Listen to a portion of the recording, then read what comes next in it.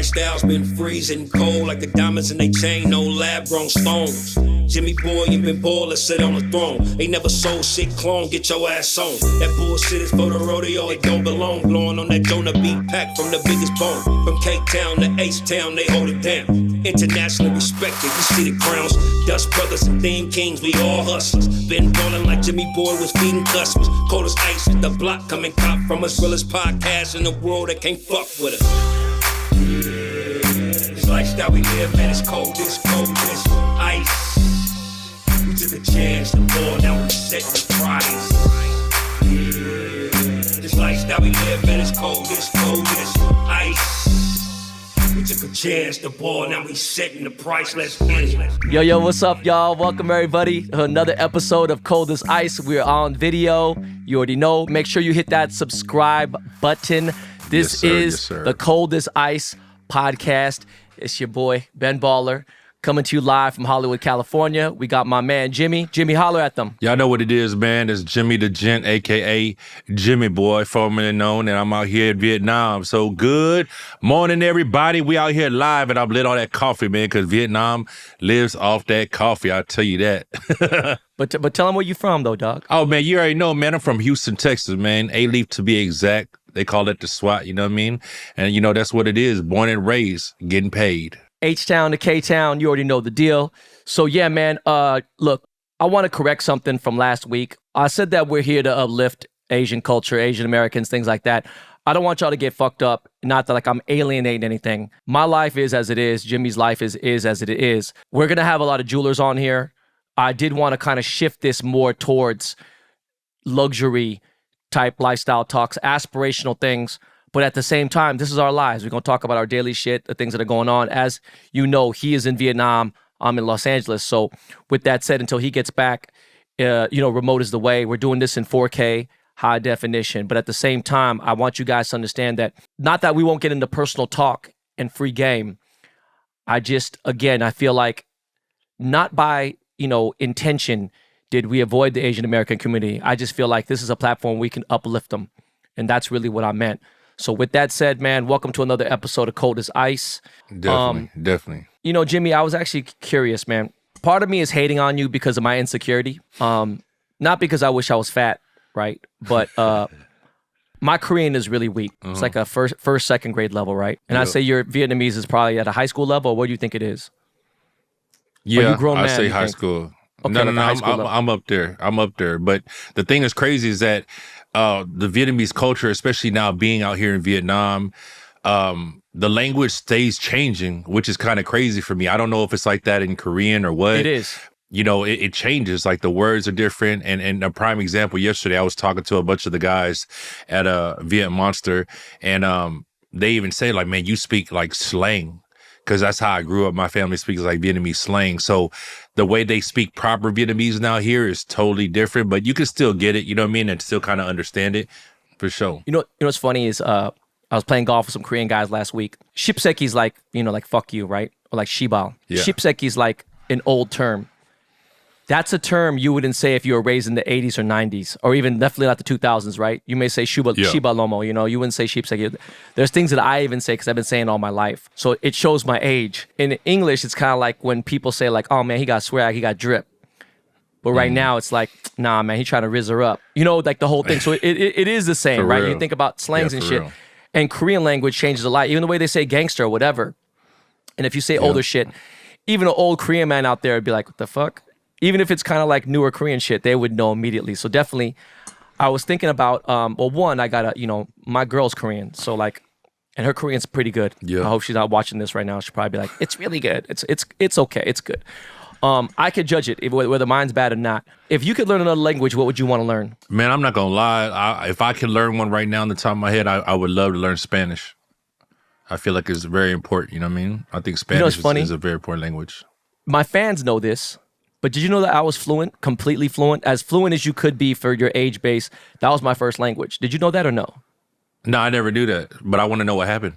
So I spoke Spanish before I spoke English and before I spoke Korean. So I think it was like Spanish, Korean, English, and that was what it was. And I had a nanny, Maria, who raised me. So I spoke Spanish until I was like 7 years old, and then she left our house, and I think I cried for like a little bit because I was so attached to her. She raised me, and I cried like a little bitch. Like, I ain't gonna lie to you, I was sad. And the funny thing is, my sister's still fluent, my mom is still fluent, and they speak it, and I just lost it. And that kind of bums me out. Like, you lost it all the way, or you still I lost got it. some, Like, yeah. It's really hard for me to like. I could pick it up here and there, but again, Spanish people, they're talking fast. Especially like rapido. So it's like, but that's dope. I would love to pick up that in Korean, I think. So I'd just be be trilingual, right? Yeah. More importantly, I think that I've been so comfortable at where I'm at in life and I think I've paid so much attention to social media that my vocabulary has gotten so limited. Like, I'll hear Michael Rappaport talk, and not even like the buzzwords. I'm talking about like him using like je ne sais quoi and things like that. Like, when I think about a really deep vocabulary, that will impress me. Mm-hmm.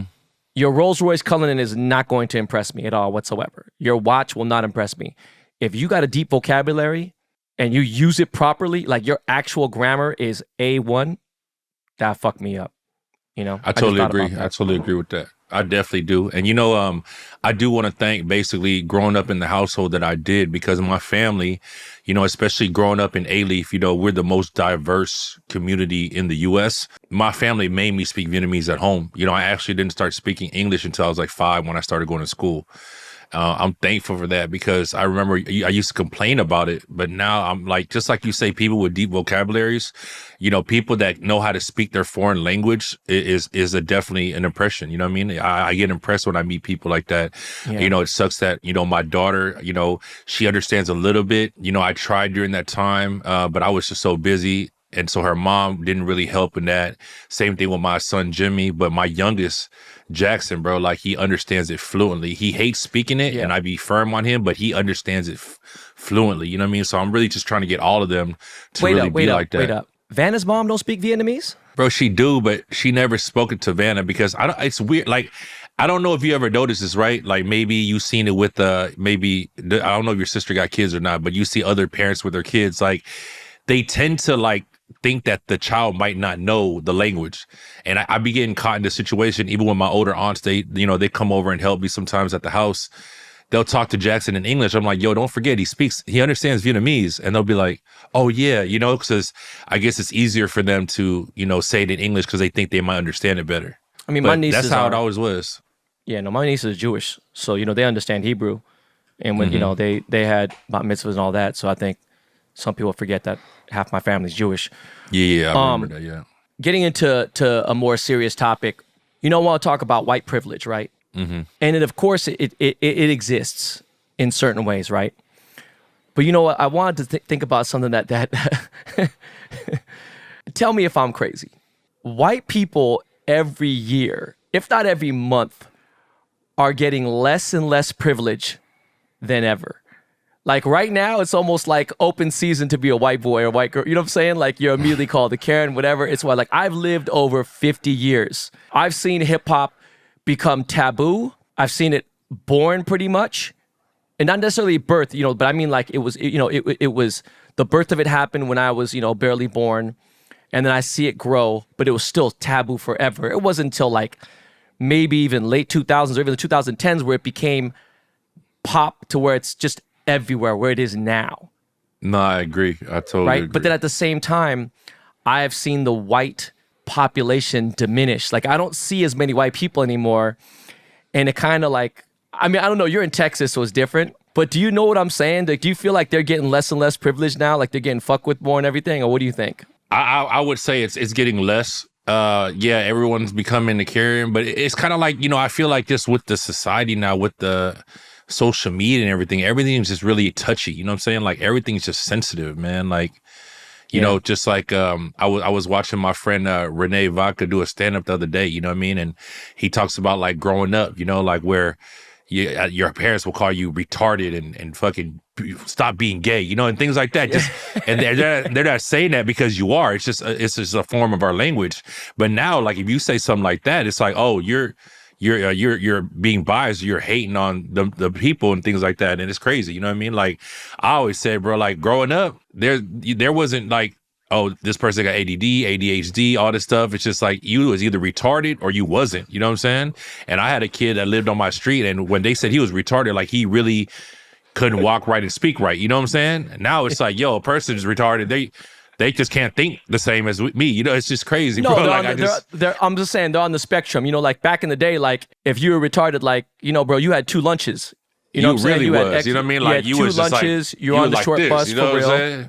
Yeah, and I'll tell you a funny story, bro. I'll never forget his name. In seventh grade, let's say, hold on, there was a special needs challenged individual named Eric Merle. I'll never forget his name. Eric Merle, if you're out here now and you are normal in the world, I don't know. He was a special dude. And I don't know why. I was kind of like a bully, I guess. We were in Yosemite. Yeah. And he thought I was the one to finally fuck with. And I felt like that happened quite a bit here and there. And so he hit me. What you think happened, Jimmy? Just tell me what you think happened. Y'all got into it? I don't know, because I'm gonna tell you a story when you No, done. he was mentally, you know, he was mentally challenged and he hit me. So what you think I did? Hit his ass back. Do you think I stopped after I hit him, or you think I whooped his ass? Yeah, you kept going. I will. So I whooped his ass. Now, mind you, I want you to understand, there was no traffic back in 7th grade. So let's see, 12, 13, let's see. So 1986, 85, 86. Imagine right now it would take me about 8 hours to drive to Yosemite, maybe 7. Imagine back in 86, it probably still took about 7 or whatever it was. My dad, as a professor at UCLA, had to drive to Yosemite to come pick me up because they wasn't having me stay there because I whooped this dude's ass, Eric Merle, and I felt bad about it, whatever. But yeah, man, you know, they're really mentally challenged people. You have a story about that shit? Bro, I grew up, you know, there's a dude I know growing up named Chris Bowman. You know what I'm saying? He a black dude. You remember his name too? And, bro, I'll never forget him, bro. Like, cause you know, bro, he had an arm like this. Like he walked around like this. Yeah. But bro, when I tell you, this motherfucker was so strong, I seen him knock out. There was a big fight, you know what I'm saying? We got into this crazy fight in the courtyard. You know, it's the blacks versus Mexicans. Bro, he's knocking motherfuckers out like nothing. And that's why I'm like, bro, like when you said, like, when the dude hit you, bro, this dude, like, they got that strength, bro. Like, I don't know what it is, like superhuman power strength. But that hand that's like this, bro, when he hits you, bro, you going to sleep, man. So y'all don't underestimate them people, man. They folks, you know, they got the strength, man. So I just felt like, in general, you know what I mean? I feel bad for the white community. Like, I feel like, and in a way, again, remember, they're talking about 50, you know, how many years ago there was segregation, there was racism. It wouldn't be 50 years ago. It'd be like 75, 80 years ago. And yeah, definitely. Some people in their lifetimes have seen it. I was just curious if you saw that, you know, and that brings up something we were talking about earlier. You know, everyone's not necessarily gatekeeping, right? They were saying that, like, I love that people, like, there's people who've created a term and there's people who made it famous. And if there's a short amount of time between then, you know, you can correct whoever you want to, but Dame Dash and me go back almost 30 years. We go back, right? He created the term, well, he definitely made the term platinum culture vulture. And, you know, I grew up in where I grew up. I don't need to tell anybody. I'll tell them, we could have a conversation. You want to have a 20-minute? Not that I want to, but if I had to, I'm going to have that conversation and there's nothing you can say about it. Like, I just know what it is. So, like, when people think, like, oh, you know, this is, you're exploiting black people, you know what I'm saying? This is black exploitation. This is, what do you call it? Appropriation, or this and that, whatever. And it's like, there's this black guy on TikTok and he's like, okay, if that's appropriation, then what the fuck is Wu-Tang Clan, right? What was it back in the early 2000s when everyone was wearing those little ballet flats, the Bruce Lee shoes? Okay? And shit like that. It's just like, I don't... Or even people get, you know, tattoos of Chinese letters. You know what I'm saying? It's not that deep to me. And I don't give a fuck. And what I was thinking is, the Asian people have been welcome. They don't really trip. During the Asian Lives Matter, not the Asian Lives Matters, the Stop Asian Hate, I had said some things that really fucked up the Asian community. They felt like it was a wrong time. But I felt like there wasn't a better time to raise up the fact that I'm a little older than you, Jimmy, you know, and you grew up in a different area. But like in Korean households, there was a lot of black racism in Asian households. And it didn't come from, you know, it comes from your parents. Because if Jimmy Jr. or Jackson's around a black person, they ain't going to act like it's anything. My kids ain't tripping at all. They've only been around, you know, their godfather's black, right? So they walk around. It's not really a big thing. But it starts in the home. And the whole point of this topic that I want to get into is, I've been seeing this forever. You know, Mr. Cartoon did my back. If I was going to have some real, you know, cultura cultura, some Hispanic Latin flavor type tattoo shit, real black and gray shit that really started with Latinos. It had to be Cartoon to do it, right? And me and him go back fucking almost 40 years. For sure. Cartoon is very fond of Japanese culture. He loves anything Asian, but like Japanese culture has been a big thing of his. He would go out there all the time. He was tattooing, Yakuzas and everything. And there's parts of Japan that they're so deeply embedded into the Latino lowrider culture that they're just dressed up like essays. Like I'm talking about down from the Bumblebee tops, the Dickies, Ben Davis, the fucking mustache, the whole shit, right? Yep. And a lot of people, like, people crack me up and say, hey, man, what the fuck is you getting tattoos on your face for, man? That's some straight up, that's some black shit. No, it ain't. Because MS-13 motherfuckers, this is some prison shit. You know what I mean? It's some everything Latino shit. The motherfuckers was tattooing their faces way back in the day in jail and everything. I always noticed the Latino community has never once been like, hey, bro, why you look like this or why you look like a... They just don't trip. They've just always been welcoming. And then I saw that Vietnam is on that trip.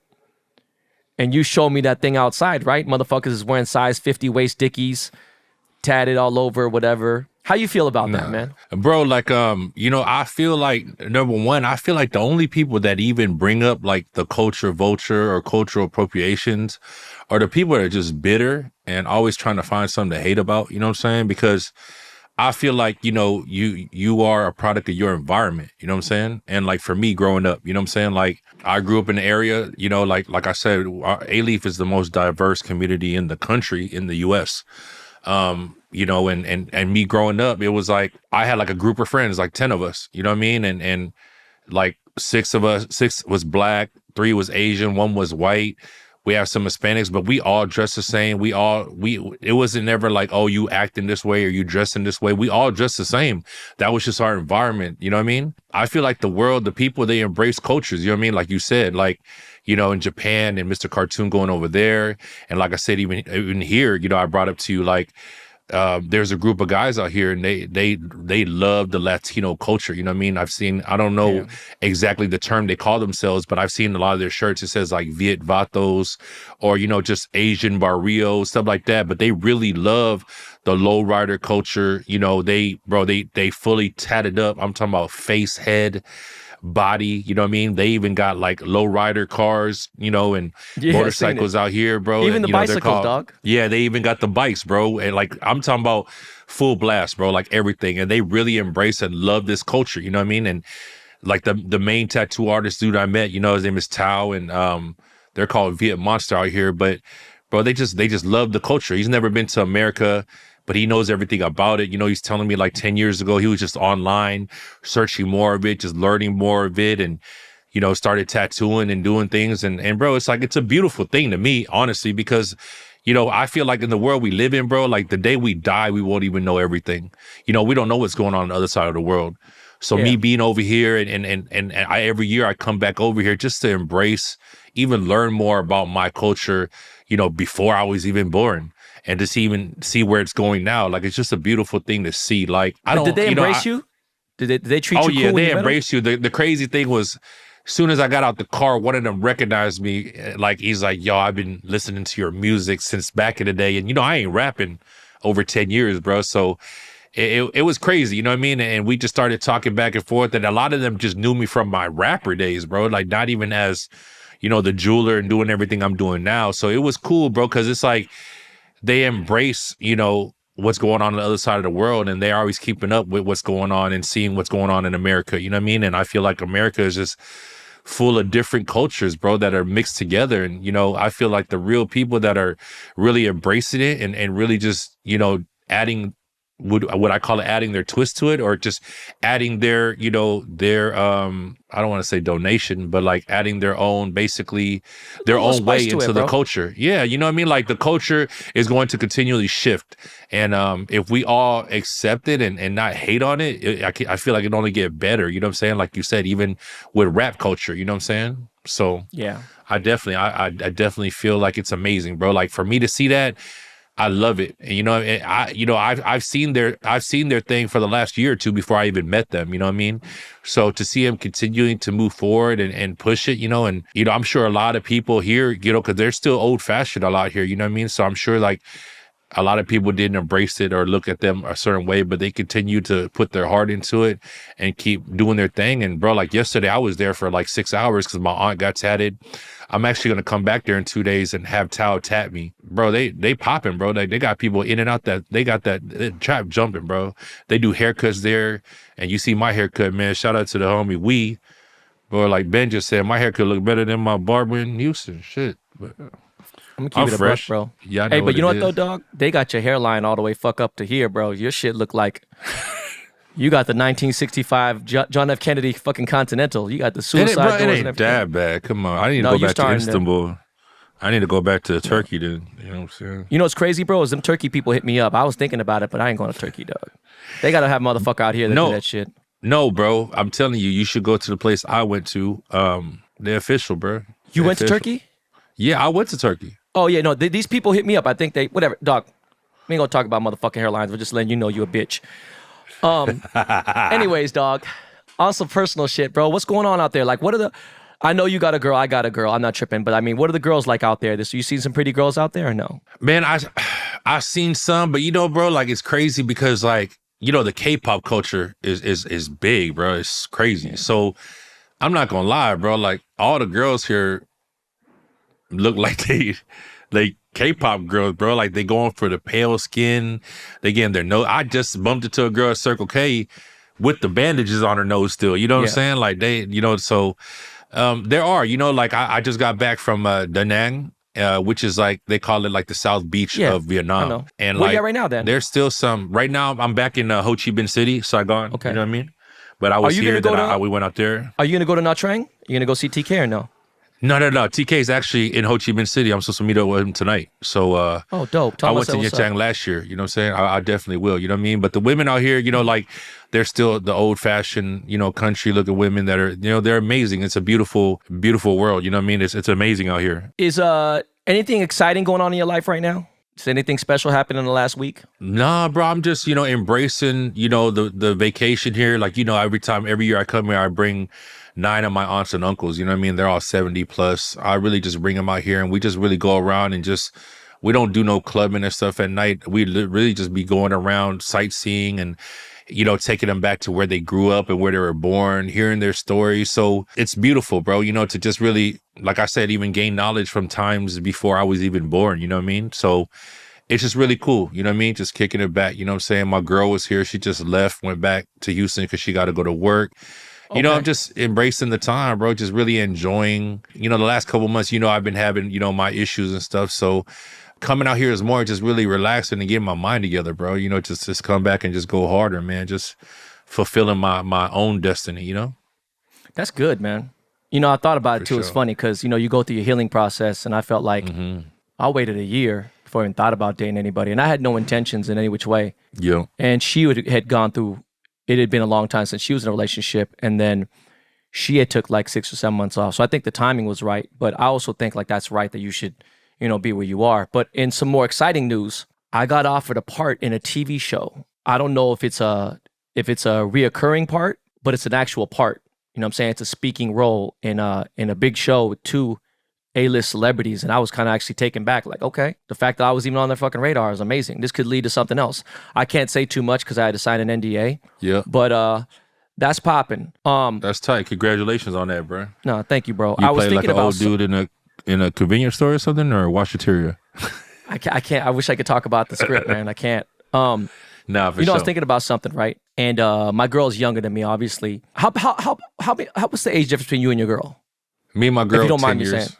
Okay. No, for sure. 10 years. That's fair. That's nothing really at all, right? Me and Nicolette were about 10 years. Me and Nicolette were 10 years, right? I think under 10 years. Okay, so if you're under 40, right? Or if you're definitely under 37, let's say, that generation is kind of lost in this dating shit. And it kind of fucks me up because this girl's telling me that, you know, her and her ex-boyfriend they're at a point where they're both struggling, trying to figure it out. And they would split rent, they would split things. And I get that. I get with that part. But then he became kind of balling, like for real. And like still, she would pay for certain things. And then I'm also talking about people I come in contact with in their 20s, right? Have you ever let a girl pay for dinner in your life, bro? On a date? I had a girl that I dated that actually, like, we went on a date. Our first date we went together. It was my birthday in Vegas. And we had dinner, and she was like, I'm gonna go to the bathroom real quick. I was like, cool. When she came back, bro, they brought out a big cake for me, all this shit. And she ended up paying for the dinner without telling me. Like, that happened, you know what I mean? But as far as that, like my girlfriend, anything like that, nah, you know, it wouldn't have been nothing intentional, nah. I'm saying, but I like, know what you mean, though. On a birthday, I get it. Even Nick had a hard time paying on my birthday. I'm saying, like, could you let your girl now pay for a dinner? Isn't that fucking weird? It is, bro. I'm just saying, would you ask her to pay? Or not even expect her? No, I feel like, and I don't know if it's society or how the generations being, like, people are being raised or taught. You know, I feel like I'm old fashioned. Yeah, okay, old fashioned. That's right, what I mean. Like, I'm old fashioned, like as in the man, you are the provider. You know what I'm saying? Like, and it's not even no intentional or whatever. It's just automatic. Like, I take care of it. You know what I mean? Like, and to some people nowadays, it's like, oh, you're tricking, like, or you're doing this or that. And it's like, what the fuck do you mean? It's really as a personality trait. I don't know the word I'm looking for. Is it an Asian thing? No, right? I feel like it's how you're raised, bro. I wouldn't want to say it's an Asian thing. I feel like it's how you're raised. My mom was the breadwinner in the family, and she deeply embedded it. Like, man, you'd ever let no fucking woman pay for your meal. Mm-hmm.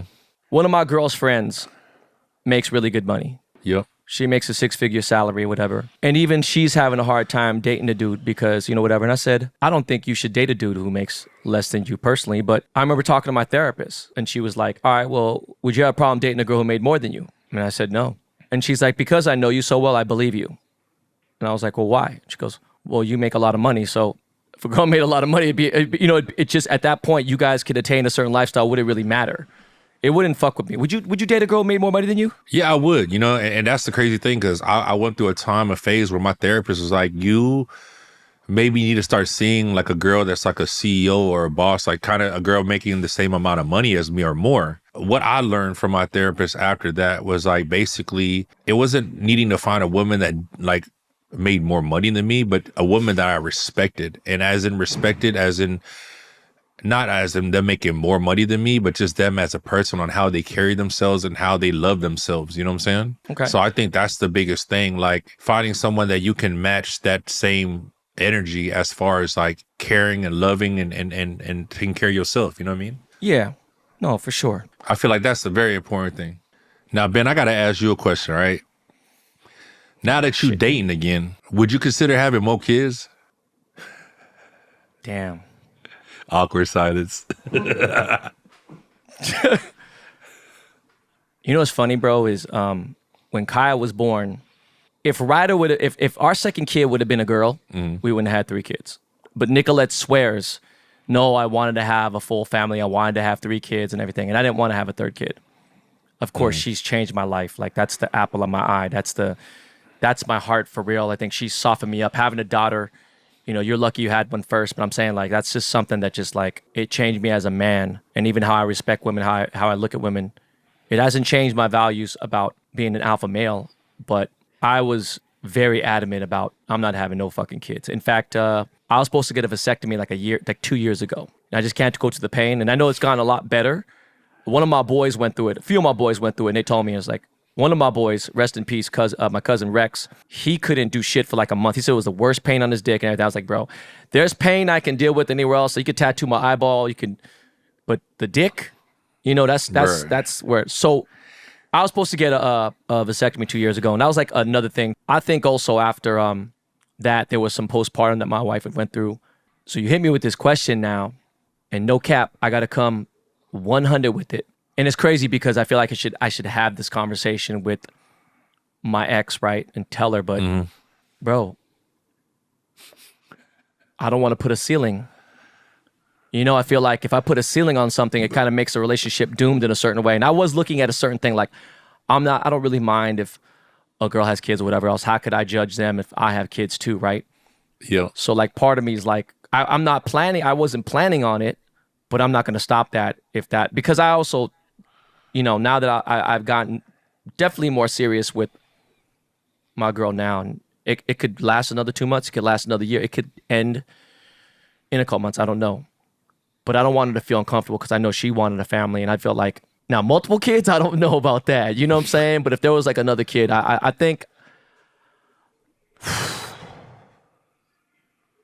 that's a hard one, bro. Yeah, I mean, I think, yeah, because, you know, I'm just thinking about tuition. God damn, bro, that's a motherfucker, right? But no, I think I don't want to put a ceiling on it. You know, if it were to happen, then it was in God's hands and what it is. But I don't know, bro. Hold on. How about you, bro? You got 4 kids. Like, how many would you? So, you know, Vanna wasn't actually my first. She was my first that I got to raise, but she has 2 older brothers. You know what I mean? I'm not gonna lie to you, bro. I think that was the hardest part of me dating again, and it was so hard for me to even get into serious relationships because, you know, after my last relationship with my 2 youngest sons' mom, I've been raising, you know, my 2 youngest and my daughter myself, like majority of the time, like weekdays since my youngest was 1. I'm not gonna lie, like what I went through, you know, because I wasn't able to get him into school until 15 months. So at 12 months, for 3 months straight, bro, I took care of my youngest by myself. I couldn't work. I couldn't do a lot of shit. You know what I'm saying? With that being said, I want to salute to all the single mothers out there, you know, that really are, you know, by yourself taking care of your kids, man, because I got to give it to y'all, man. It was at a point for me, bro, when I was able to get my youngest into school, bro, I'll drop them off at school and I'll sit in the car and I'll break down, bro, you know, just being so overwhelmed with everything. So that kind of like, I wouldn't say it scarred me, but it was kind of like, yo, I don't want children no more. Like, I'm done, you know, because I just can't see myself having to be risking to be put in that situation again where I got to raise a child by myself. So, you know, there were you know, relationships that people I was seeing that were amazing people, but I knew that they wanted children and I couldn't give that to them. You know what I mean? So I had to like really just, end the dating with them, you know, and call it off because I knew that. But hold up, it's what they wanted. You're avoiding the fucking question, bro. Right now, could you see yourself having a kid with your new girl? Or would you just completely call it impossible, whatever else? I'm not going to get into if you motherfucking busting nuts and, you know what I'm saying, and all that and using condoms. I'm just saying, like, is it something like where fuck no? Or have you guys had I would to tell you talk like already? this. We've had this talk since we met. And I would tell you this. We wouldn't be as serious as we are right now if it wasn't the fact that she feels the same way as I do. There it is, bro. She has a son. Yeah. We're not. You know what I mean? Like we're at a point where it's like, yo, we're living our life and we want to just enjoy our time. You know what I'm saying? But like you said, at the end of the day, bro, you can't really, it's God, you know what I mean? And you know what's funny is that I was supposed to have a vasectomy a year ago. Yeah. And I got scared. And bro, I got a close friend that just got a vasectomy and he's having problems, bro. Like his shit is black right now. And he's about to go back. Like he's having issues, like, bro, and that scared the shit out of me, bro. I'm like, yo, your shit might fall off, bro. No, I'm just like, dog, well, God bless you, and that's great. And I think that I couldn't do that to him because she's already been like, you know. But that's the thing, like if your girl mom. don't got no kids, you know what I'm saying? Like, and like I told you, I was seeing somebody at a time and she didn't have no kids and I knew she wanted it. And we had talks about it and it was kind of like, I felt like it wasn't fair for me to not let her have one. That's what I'm saying. And I just felt like saying? At this moment, while it's only been a few months, I'm like, let me see where this goes. Let me see if we are with it. Let me have her around my kids too and see. But she definitely wants them. So I'm like, I don't want to put a ceiling on it just yet. Exactly. And who knows, right? It's just good to feel loved, right? You know, on top of that, going back to the whole paying for things and stuff, it got me thinking about like, you go through life, you shouldn't have expectations. And I talk about this on BTB a lot. Fuck that. I want more out of life. I've worked very hard in my life. I have certain expectations. You know, common sense is not that common anymore. Some people say really fucking stupid shit and they're not playing. And I think like, look, if you have a problem working or you don't make a lot and whatever it may be, look, I'm going to hold this down. We're good. I got this. I got this. I got this. I don't want to come home to a fucking messy house then, if that's the case. And if you can make a meal more often than not, cool. Even though we can go somewhere or whatever. But I'm saying like, there is very little, you know, there's gratitude that I want to come into the factor of being a provider. It's teamwork, you know what I'm saying? And I feel like if you can't cook, then at least make sure we got dinner, though. You know what I'm saying? When I get to the house or whatever. But I want to ask you another thing, bro. Since we on this topic, right? Do you feel like being in a relationship with somebody, let's just say you don't got kids, right? But do you feel like, because I notice this in a lot of people that I talk to out here, but it seems like a lot of people feel like if you're with somebody and y'all don't have a child together, you're missing something. So do you feel that, like, or what do you think about people that think like that? Like, oh, you know, if I don't have a child with this person, I've been with them this long, then it's like we're missing something. You know, we're not where we need to be. I see a lot of people, I seen that happen too. I seen a lot of hate, like, yo, you're here to produce, blah, blah, whatever. And I also thought, like, one of my boys, him and his girl getting serious, he's gonna want me to make a ring and everything. I asked him, I said, do you want kids? And he's like, you know, we both talked about it. We don't want kids. We want to enjoy our lives and everything, want to enjoy our times together. Jeff Staple, very famous guy in the streetwear culture. Yep. Him and his wife don't have kids. He's well into his late 40s. I think she might be near the same age. And they're just happy traveling, whatever. And they actually do have a great life, and that's fine. It's not for everyone. I do think sometimes I wonder why you get married, because there's so many complications now going through a divorce, right? There's so much paperwork. There's so fucking much. It's harder to get divorced than it is to get married, right? It's such a fucking pain in the ass. If you're not going to have kids, then why do you need to get married? I'm just saying, like, you could still get somebody a ring or whatever. That's what I think. That's my personal opinion. Now, if you don't want to have kids, great. Are they missing out? Maybe, maybe not. I personally could not imagine my life not as a dad. I feel like it's the best thing that's ever happened in my life. It's the best part of my life. No matter how much pain has happened in the last year, it's the best part of my life. So definitely, you know, it's just, they're not for everyone. They're expensive, you know, and some people don't want to do it, and that's fine. Fuck it. You know, it's for sure. By the way, guys, we got to take a commercial break right now. I need to let you guys know that this episode is brought to you by MyBookie. You can go to mybookie.ag, use promo code BenBaller for double your first deposit, guys. There is March Madness going on right now. It's going crazy. Been some crazy ass games. I seen this Howard heartbreaker earlier, right? This show obviously airs, you know, days later. But if you don't know and you're on the fence, make sure you check out Captain Picks. Okay, you go to captainpicks.com. The captains are literally the best handicappers in the game, period. They will give you, the win percentage is just crazy, and they know what the fuck they're doing. They got it covered from auto racing, boxing, basketball, football, tennis, golf. There's captains in every category. Make sure you check captainpicks.com, and make sure you go to mybookie.ag and use promo code BenBaller. Yep. What else, my dude? I got a couple things I want to ask you, but bro, what you think about lately? I've been just seeing like a lot of like Instagram models or like, you know, older models that are getting pregnant by these younger athletes.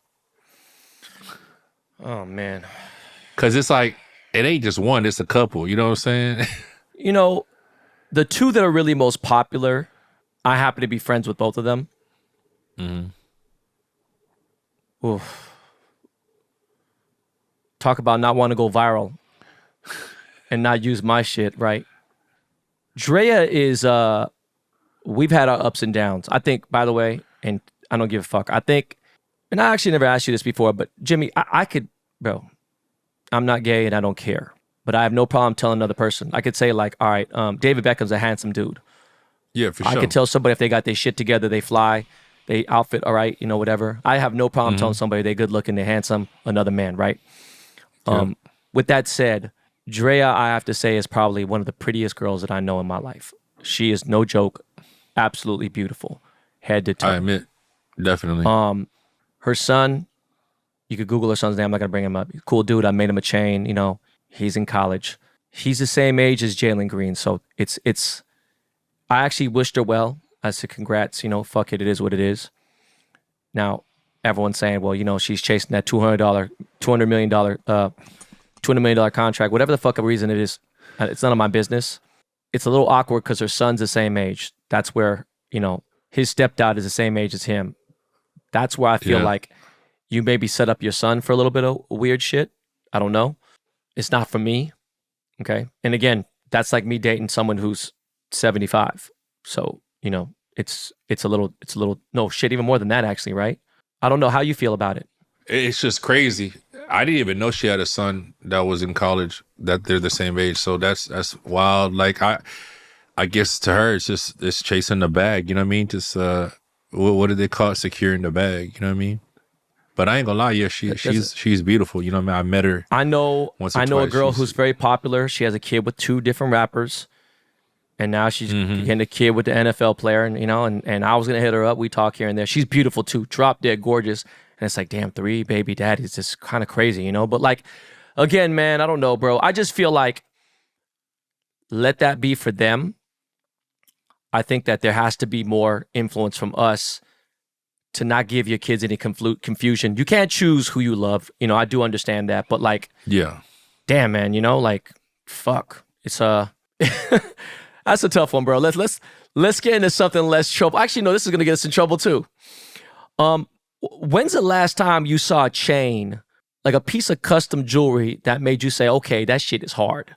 That shit is hard, or that shit's badass, or that shit's I mean, bro, anything. That shit's like, we're like, okay, all right. Man, bro.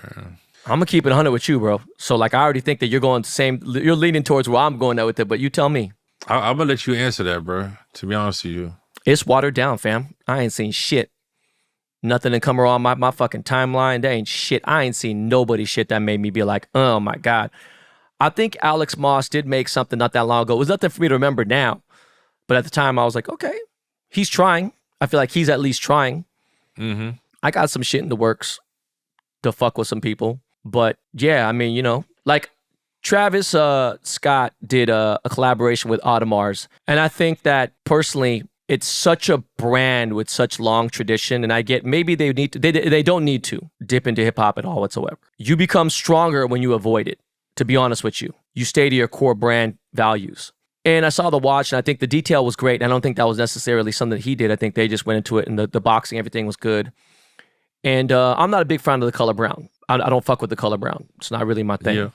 It's funny. I think my girl likes color brown. I'm just not really a big brown person. I don't like the color brown. I don't own any brown clothes. Beige, khaki, okay, but brown, no. So I'm not really a big fan of the watch. Now, Audemars also did announce that they did a collaboration with John Mayer. Now, unbiased, he is a good friend of mine. John Mayer is also a very famous person of horology. His watch is a fucking perpetual calendar that is extremely tasteful. The watch is gorgeous. It is fucking sick. That dial's amazing. It's just going to do. Crazy. And I remember I reached out to him. He's like, you know how much this meant to me. Yeah, and he's actually had 101 Patek Philippe's made for him. He's actually had, 101 Rolexes made for him and actual invoices made to him, not to an AD. And the thing with John that I love so much is if you look at any heavy watch collector, anyone very true to the horology game, you'll never see a Richard Mille in their collection. Never. Their Vacheron, their Patek, even down to other deeper things. Companies that were established in the 1800s. Not a company that's not saying that it can't be. People like Richard Mille's what it is. And it's actually a great timepiece. The actual movement in it's very nice. I just think that, there hasn't been much that excited me in a really long time. And I think we have to try to ask some of these jewelers why it is what it is. Like, I see a lot of people chasing Chrome Heart Rolexes, and I laugh. It's like, I know the Chrome Hearts family, You're talking about a silver item. Can we be honest? That cost $100 to make. Silver, bro. I could have a fucking kilo silver chain, and that silver is going to be worth $800 fucking dollars. Mm-hmm. You know what I'm saying?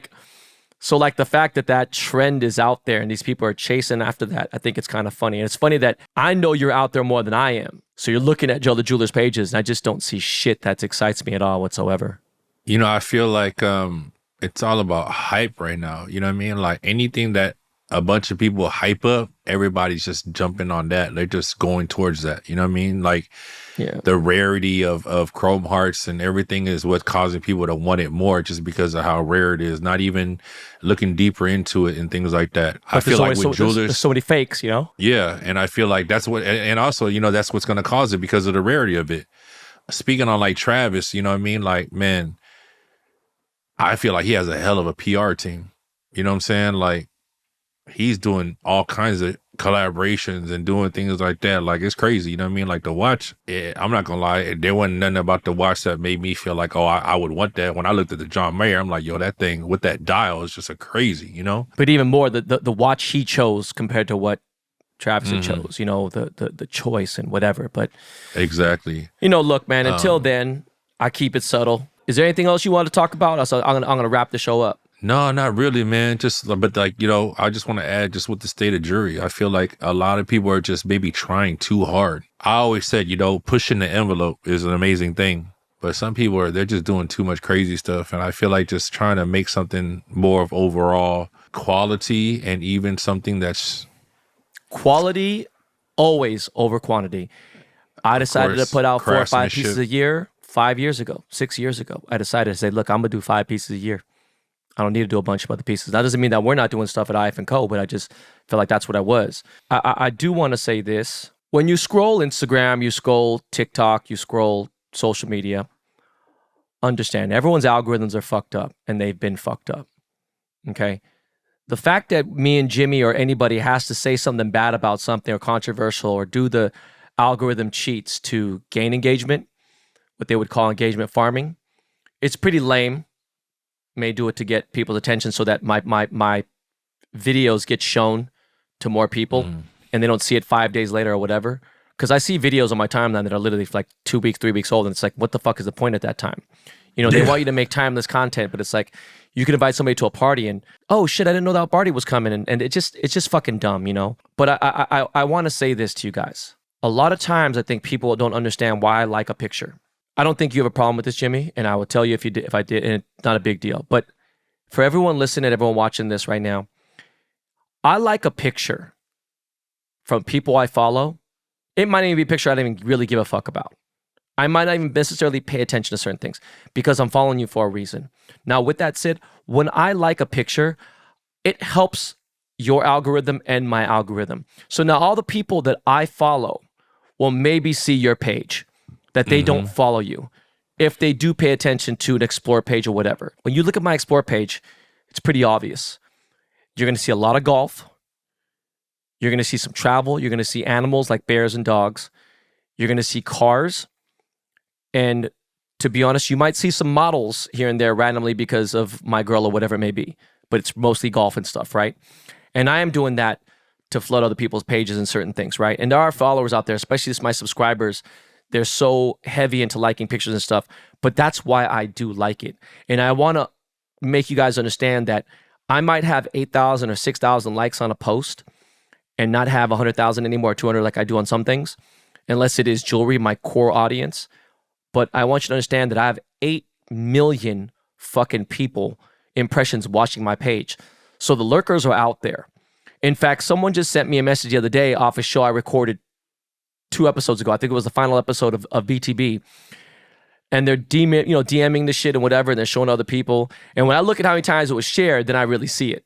Like I see motherfuckers share a post 35,000 times, and that's 5 times the likes and 100 times the comments. 35,000 times you shared my post to somebody, they're DMing to somebody else. It's like funny. It's like, look, don't be corny. Just fucking like the picture. Let motherfuckers know you watched my page, you know? And I only say that because it's important to try to care about other people's shit. And, hopefully some of your followers, Jimmy, that see my page, vice versa. With that said, make sure you guys hit that subscribe button, right? We're at like 13,000 or somewhere around there on YouTube. We're growing. Look, when we get that 100,000 subscribers on YouTube, we get that little, that like silver plate, I think, or maybe a gold plate. And then one day we get to 1 million. And really, it's not about that. If I felt like we were just out here chasing clout, it'd be a different thing. I think me and Jimmy can kind of survive. Truthfully, we're going to survive regardless. But now that we're entering a space that we should have entered, survive for sure. Yeah, I think if me and Jimmy would have entered this space 8 years ago, maybe a different story. But we're here now, and if you want true unfiltered game and 2 Asian dudes who are out here, who really do embrace everyone, hit the subscribe button. That goes for you that listening. By the way, I was checking the charts. I was like, God damn. But then 22 hours later, I was like, okay, we still on the charts. That was going to hurt my feelings that from the day we started, from the day BTB started, I went straight to #1. we launched part 3, went straight to number 1, you know. With this show, you know, it was important that we still stayed on the charts. But I shouldn't chase charts. I think we should do what we do naturally. That was it, man. Is there anything you want to say before we say peace? That's pretty much the most beautiful thing about it. You know what I'm saying? Is that I believe that, you know, I've known Ben almost 20 years now. And one thing I've always seen him do, and I feel like kind of at the same time, me seeing that as an inspiration, is like, we just do what we do and, you know, it grows. And when it's naturally organic and it grows, it becomes something longer than whatever it is about hype. So it's like, it's only going to get better, and it's crazy. And the people that's been following us, you know, before this, before podcasting, before Instagram, then y'all know, you know what I'm saying? It only gets bigger and better. There it is, y'all. Another episode of Cold as Ice is in the can. I got to give a shout out to Legal Cartel for the theme song. You did your thing, yes, sir. bro. I appreciate y'all. Do not forget to hit the subscribe button. Guys, this is not your practice life. Me and Jimmy the Gent, we signing off. Peace, y'all. Love y'all. This lifestyle we live, man, it's cold, it's cold, it's